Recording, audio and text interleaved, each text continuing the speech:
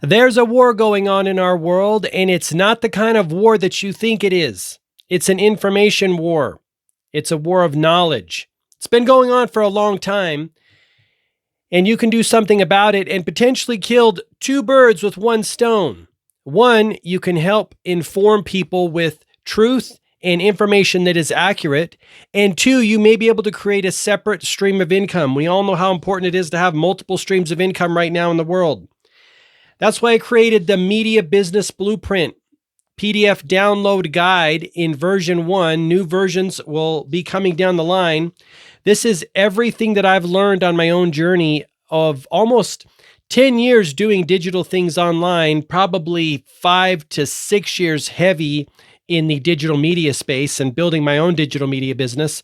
But there's an incredible opportunity right now. If you are someone who likes discovering knowledge and information yourself, why not turn it into an extra stream of income? I'm going to show you all how to do it right in here and knowledge with you so that you can get up to speed very quickly and help inform people and also potentially create a separate stream of income. All right, let's dive into this video. I've got an article here from, a letter written by Ilan Pappe. I shared a video in one of my live streams recently with Max Blumenthal and Ilan Pappe talking about the myths of Israel. I think he has a book called The 10 Myths of Israel or something like that. It's fantastic to dive in. I'll put the link in the description down below. Let's get into this. The website is the Palestine Chronicle. The date is October 10th, 2023, so right after the tragedy. Title is My Israeli Friends. This is why I support Palestinians. Ilan Pappe. The caption here is, it is not always easy to stick to your moral compass, but if it does point north towards decolonization and liberation, then it will most likely guide you through the fog of poisonous propaganda. Back to what I was saying earlier about the Media Business Blueprint. There is so much propaganda in the world, and it's super dangerous for human beings. You could make a difference. Let's dive in. It is challenging to maintain one's moral compass when the society you belong to, leaders and media alike, takes the moral high ground and expects you to share with them the same righteous fury with which they reacted to the events of last Saturday, October 7th. There is only one way to resist the temptation to join in. If you understood at one point in your life, even as a Jewish citizen of Israel, the settler colonial nature of Zionism and were horrified by its policies against the indigenous people of Palestine. If you have had that realization, then you will not waver, even if the poisonous messages depict Palestinians as animals or human animals. That's your propaganda. Remember, I've heard 750,000, at least over 700,000 Palestinians were displaced violently pre-Israel by military forces. The Arabs call it the Nakba, the catastrophe. Imagine if 750,000 people of you and your tribe or clan or country were displaced. How would you feel about that? Not very good. Hey, Palestinians, we're coming in hot. Get out of your land. We're going to bulldoze your homes and prepare this for the Israeli settlers. That's some straight up bullshit, however you dice it. If you have had this realization, we've read that. No, we did not. If you have had this realization, then you will not waver, even if the poison messages depict them as animals or human animals. These same people insist on describing what took place last Saturday as a quote-unquote Holocaust, thus abusing the memory of a great tragedy. These sentiments are being conveyed day and night by both Israeli media and politicians. It is this moral compass that led me and others in our society to stand by the Palestinian people in every way possible, and that enables us, at the same time, to admire the courage of the Palestinian fighters who took over a dozen military bases, overcoming the strongest army in the Middle East. I have serious questions about exactly what happened on October 7th, as do many. It seems pretty sketch to me, not discounting that it was a tragedy by any means. Also, people like me cannot avoid but raise questions about the moral or strategic value of some of the actions that accompanied this operation. Because we always supported the decolonization of Palestine, we knew that the longer Israeli oppression continued, the less likely the liberation struggle would be sterile, as it has been the case in every just struggle for liberation in the past anywhere in the world. This does not mean we should not keep an eye on the big picture, not even for a minute. The picture is that of a colonized people fighting for survival at a time when its oppressors had elected a government which is hell-bent on accelerating the destruction. In fact, the elimination of the Palestinian people, or even their very claim to peoplehood. Remember, I've shared on my social media at G. Mark Phillips the quote from Ben Gurion, the first prime minister of Israel, said, hey, we're going to expel the Arabs at all costs using whatever means we need to so we can possess this land. Max Blumenthal shared that one on another post I shared. The other thing I want to convey here is it was done violently and in a terror manner. They deliberately wanted the Palestinians, again, this is 1947, 1948-ish, to feel terror, so they would leave on their own accord. It's better for a colonizer to have the people leave on their own accord, so they don't have to trouble themselves with forcibly removing them. That's more struggle. So they did everything in their means to make the Palestinians leave. Can you imagine? You're living in your home, chilling with your family in your town, and all of a sudden forces roll up and say, hey, get out, mofos, we're taking this place. 700,000 of you. That's freaking wild. It's freaking wild.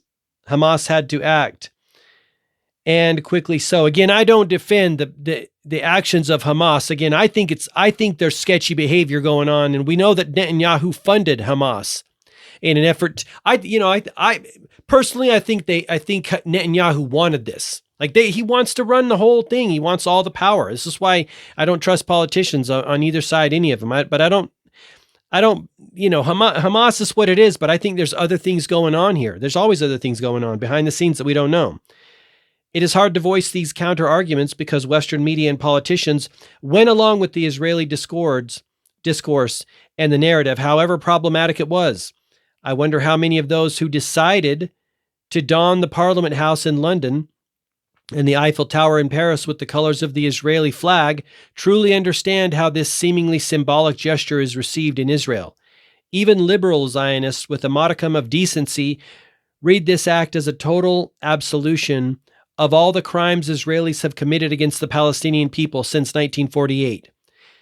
And there have been many, many, many, many. Just look at the stealing and theft of land. Again, they don't want a two-state solution. Clearly, from my opinion, they don't want a two-state solution. The Israelis do not. And therefore, as a carte blanche to continue with the genocide that Israel is now perpetrating against the people of Gaza. Fortunately, there were also different reactions to the events which unfolded in the last few days. As in the past, large sections of civil societies in the West are not easily fooled by this hypocrisy, already at full display in the case of Ukraine. You bet it is. Many people know that since June 1967, 1 million Palestinians have been imprisoned at least once in their lives. I didn't know that. That's wild.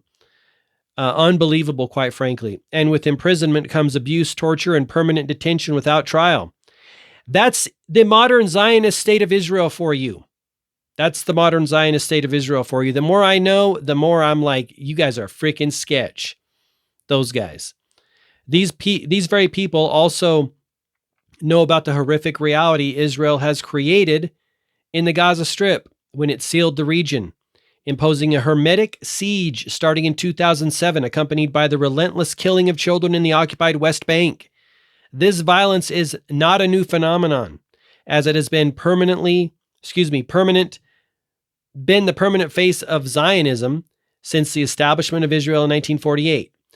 Because of that very civil society, my dear Israeli friends, your government and media will ultimately be proven wrong. They will be proven wrong. The truth is coming out. 3 things you cannot hide: the sun, the moon, and the truth. as they will not be able to claim the role of victims, receive unconditional support, and get away with their crimes. Eventually, the big picture will emerge, despite the inherently biased Western media, and it is biased.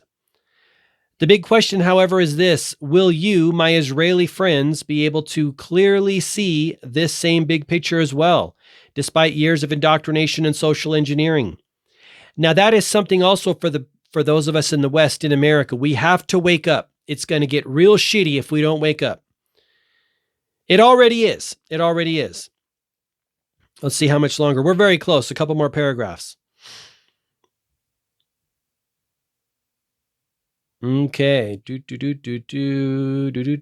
Lost my spot. Yeah. The big question is, now we talked about that. However, this will my Israeli friends wake up? And no less important, will you be able to learn the other important lesson? One that can be gleaned from recent events, that sheer force alone cannot find the balance between a just regime on the one hand and an immoral political project on the other. That is truth right there. Force may get you in, but once people start catching on to your bullshit, you're done. But there is an alternative. In fact, there has always been one. A de-Zionized, liberated, and democratic Palestine from the river to the sea. A Palestine that will welcome back the refugees and build a society that does not discriminate on the basis of culture, religion, or ethnicity. This new state would labor to rectify as much as possible the past evils in terms of economic inequality, the stealing of property, and the denial of rights. Remember, Ilan Pappe is an Israeli. Well, we're going to read what he is in a moment. He's an Israeli, and he's fighting for the freedom and rights of the Palestinians. A bold guy, and I admire him. Same with Miko Peled, Max Blumenthal. Many Israelis are not down with the bullshit anymore. The new state would labor to rectify as much as possible the past evils in terms of economic inequality, the stealing of property, and the denial of rights. This could herald a new dawn for the Middle East. It is not always easy to stick to your moral compass, but if it does point north towards decolonization and liberation, then it will most likely guide you through the fog of poisonous propaganda, hypocritical policies, and the inhumanity often perpetrated in the name of our common Western values. That is a fantastic letter from Ilan Pappe to the Israeli people. Now let's listen and read who Ilan Pappe is. Ilan Pappe is a professor at the University of Exeter. He was formerly a senior lecturer in political science at the University of Haifa. He is the author of The Ethnic Cleansing of Palestine, the Modern Middle East, A History of Modern Palestine, One Land, Two Peoples, and 10 Myths about Israel. I'll probably dive into that in a video right after this because I want to know more about that too. Again, I shared one of his videos on my live stream. Fantastic. Very deep insight that Americans need to know this too. Let's see. Pappe is described as one of Israel's new historians who, since the release of pertinent British and Israeli government documents in the early 1980s, have been rewriting the history of Israel's creation in 1948. He contributed this article to the Palestine Chronicle. Fantastic article. Again, I'll leave the link in the description down below. Thanks for watching. I appreciate you. Leave me a thumbs up on this video if you like it. If you found value in it, perhaps your friends and family may find value in it, and I would love for you to share it on social media. Until next time, I wish you all the best health, wealth, and success. Have an awesome day. Don't forget to check out the Focus and Flow store at focusandflow.co. That's products and apparel for conscious creators. Media Business Blueprint, which is available via the link on my Instagram at gmarkphillips. That'll help you create a media business, spread truth and knowledge and information, and potentially create a second stream of income. Who doesn't need more money? Get the Great Awakening Guide at greatawakeningguide.com. That's a free downloadable PDF with all of the resources that are waking millions of people up in the world and what to do about it. My 2 cents. I think there's 41 action steps you can do to help make the world a better place and stop all the bullshit that has been perpetuating in the world for far too long. Coming out with my guide, my life planning system guide very soon. That'll be available in the Focus and Flow store. I appreciate you. Thank you. Bye-bye.